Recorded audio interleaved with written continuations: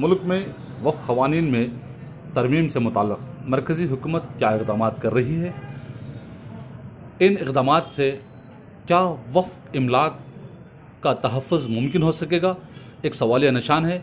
इसके ताल्लुक़ से बैरिस्टर असदुद्दीन अवैसी क्या कहना चाहते हैं, आइए सुनते हैं उन्हीं की ज़बानी। देखिए, इस बिल के इंट्रोडक्शन से पहले हमने रूल 72 के तहत स्पीकर को हमने एक नोटिस भिजाया था कि हम इस बिल के इंट्रोडक्शन के खिलाफ हैं, राइट। और हमारा मानना यह है कि ये जो बिल है आर्टिकल 14, 15 और 25 का उसके प्रिंसिपल्स का वायलेशन करता है। ये बिल बेसिक स्ट्रक्चर जो संविधान का उसका वायलेशन करता है और ख़ास तौर से जुडिशियल इंडिपेंडेंस का और सेपरेशन ऑफ पावर्स का ही वायलेशन करता है। अब इसमें सबसे अहम बात यह है कि जो वक्फ बाय यूजर का सेक्शन 3RI है, उसको ये कह रहे हैं कि वक्फ बाय यूजर को हम निकाल देंगे। कैसे निकालेंगे, क्यों निकालेंगे? आप इसलिए निकालेंगे ताकि आप जितने मस्जिदों पर RSS का दावा है वो छीनना चाह रहे हैं, आप जितने दरगाहों पर राइट विंग हिंदुत्व ऑर्गेनाइजेशन का दावा है, जैसा अपने मुंबई में हाजी मलंग की दरगाह है, छीनना चाह रहे। वक्फ बाय यूजर का आप निकाल कर बोल रहे हैं कि डॉक्यूमेंटेशन लेकर, भाई 400 साल का डॉक्यूमेंटेशन रेवेन्यू से नहीं निकलेगा तो क्या करेंगे? आप दे देंगे क्या?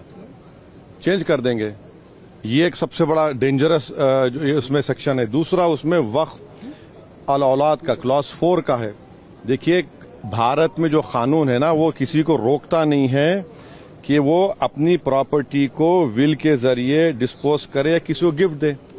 तो वो कोई मुसलमान अगर अपनी औलाद के लिए वक्फ कर रहा है तो इनके पेट में दर्द क्यों हो रहा है? हिंदू एंडोमेंट बोर्ड में इजाजत है इसकी, सब जगह दूसरे गुरुद्वारा प्रबंधन कमेटी में इजाजत है, तो मुसलमानों के वक्फ बोर्ड में क्यों नहीं होगा? पांचवी बात यह है कि इसमें आप ये कह रहे हैं कि मुसलमान जो 5 साल उसके हो गए इस्लाम कबूल करके तभी वक्फ करेगा। ये फ्रीडम ऑफ रिलीजन का ग्रेव वायलेशन है। अच्छा, दूसरे रिलीजन को मानने वालों के लिए ऐसा कानून है? नहीं है। और आप कौन होते हैं तय करने वाले मुसलमान हुआ नहीं हुआ? 5 साल उसको रुकना चाहिए तभी जाकर, माने आप वेट करेंगे हैं?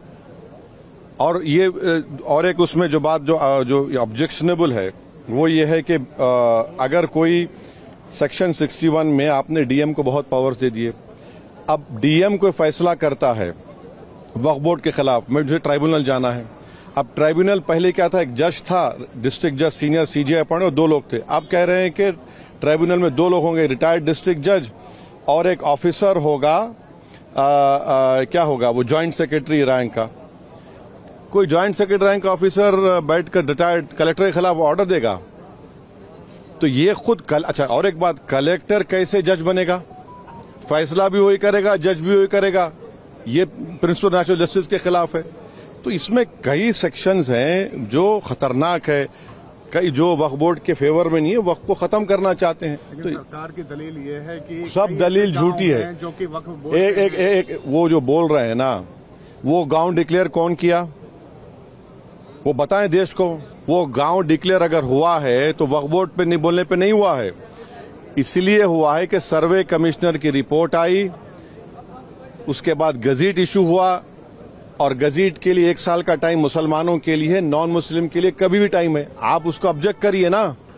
हैदराबाद में भी ऐसे के प्रॉपर्टीज थे जिनको गजीट के बाद भी कोर्ट ने ओवररूल किया।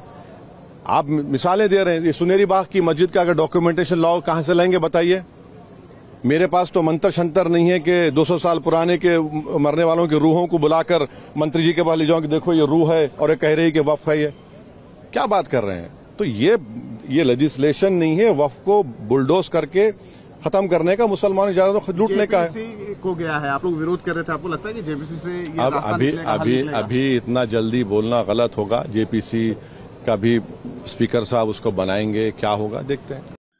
जो भी हमारे इस चैनल पर नए हैं उनसे गुजारिश है कि हमारे इस चैनल को सब्सक्राइब करें, बेल आइकन को भी क्लिक करें ताकि हर आने वाली वीडियो की आपको इत्तला हो सके।